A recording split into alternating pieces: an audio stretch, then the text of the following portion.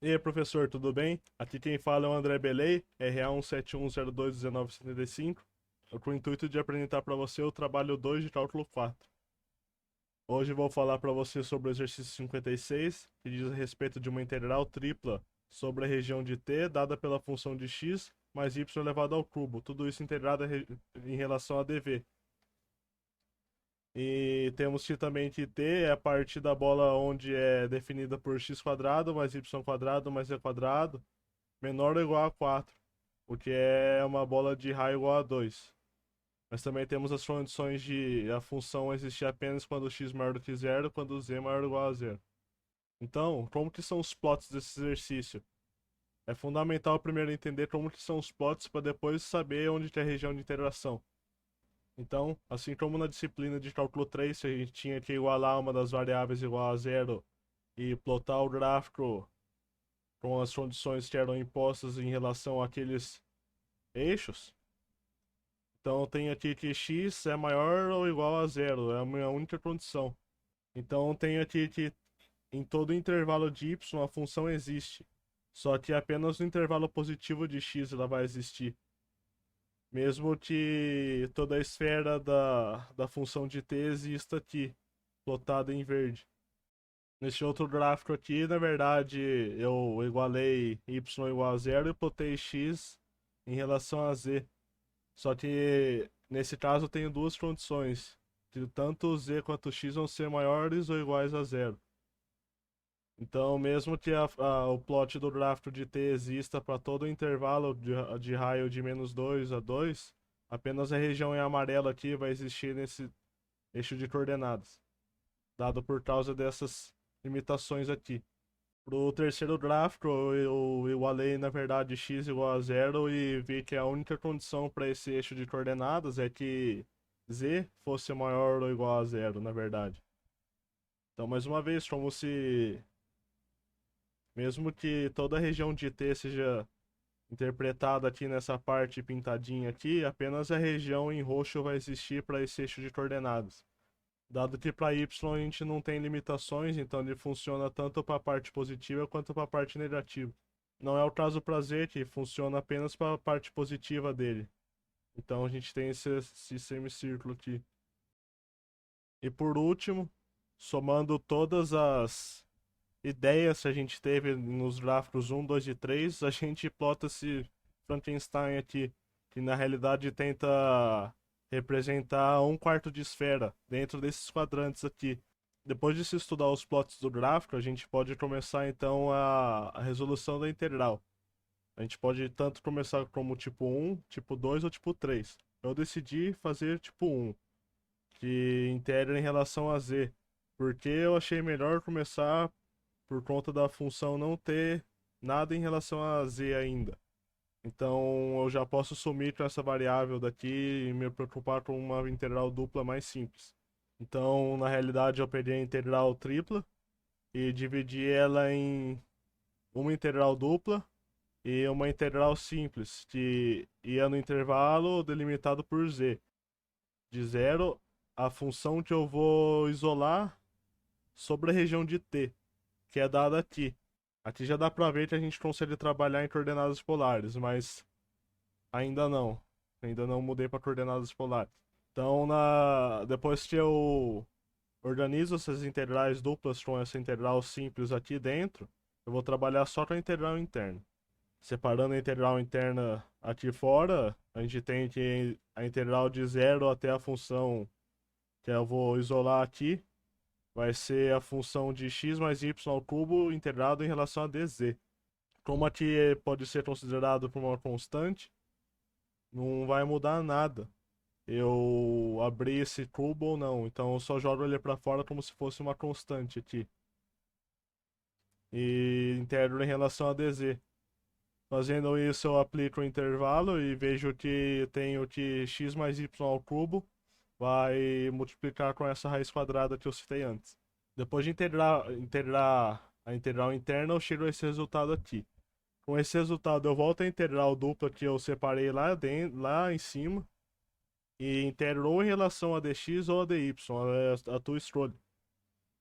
Aqui eu decidi integrar em relação a dy, no intervalo de c até d, no intervalo de e até f.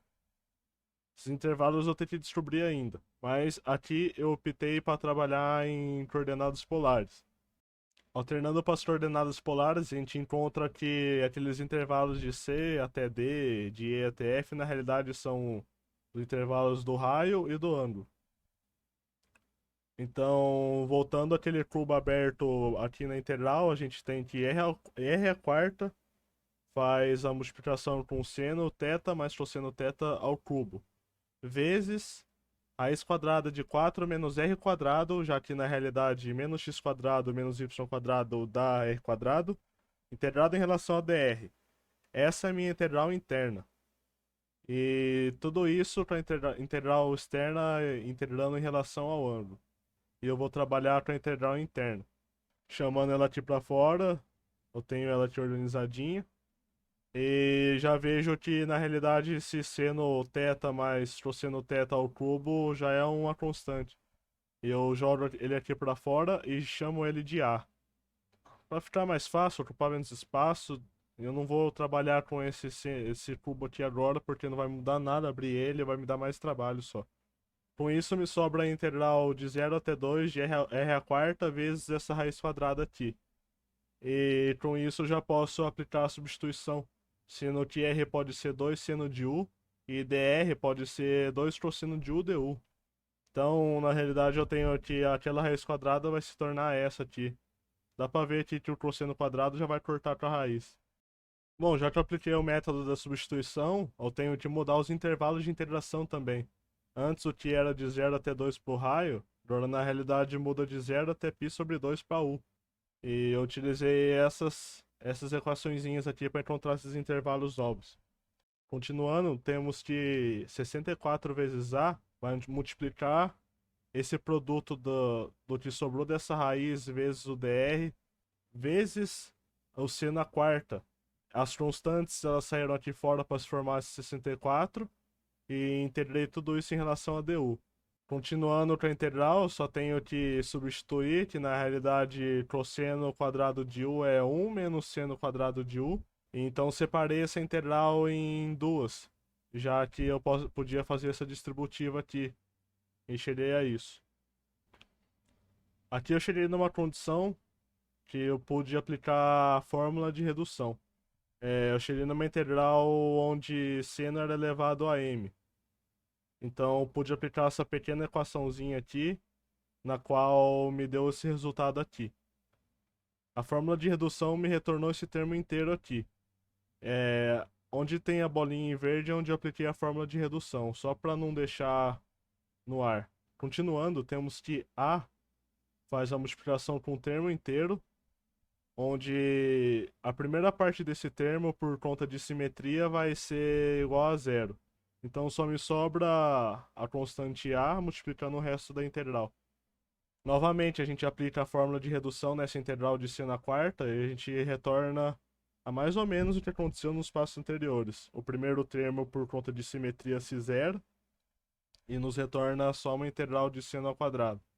Continuando naquela integral aqui, a gente pode substituir que na realidade seno ao quadrado de u pode ser cosseno de 2u sobre 2, que nos retorna essa integral aqui. Chegando naquela integral anterior, a gente pode falar que S é 2u e ds é du vezes 2, o que nos retorna ds sobre 2. É a regra da substituição.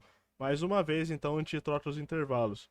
Aplica u nessa equação aqui, que nos retorna o intervalo de s, que vai, na verdade, agora de 0 até π. Então aqui a gente tem uma integral simples de cosseno de s ds e outra integral simples que era só integrar em relação a du.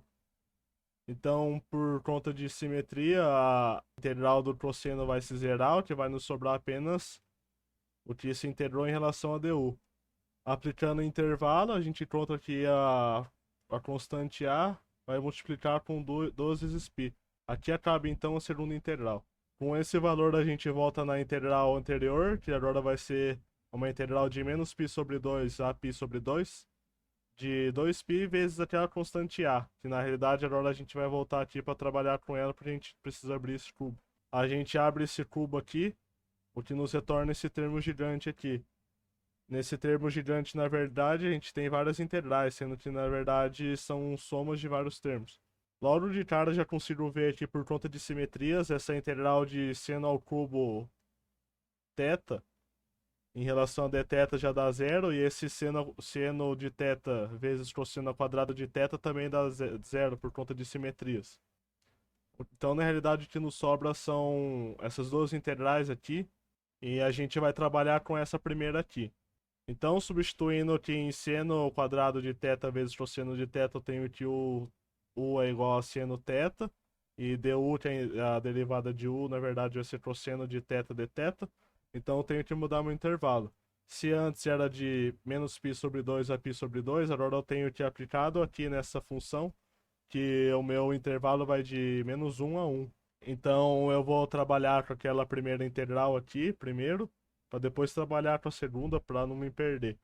Então eu entro com a minha variável u dentro da integral e integro em relação a ela. O que me dá u ao cubo sobre 3, o que divide com 6 e me retorna 2π vezes u ao cubo, no intervalo de menos 1 a 1. O resto da integral aqui eu não mexi. O termo dessa primeira integral aqui me retorna uma constante de 4π, e agora eu tenho que trabalhar com essa outra integral de fora aqui. Aqui eu aplico nela a fórmula de redução, da mesma maneira que antes.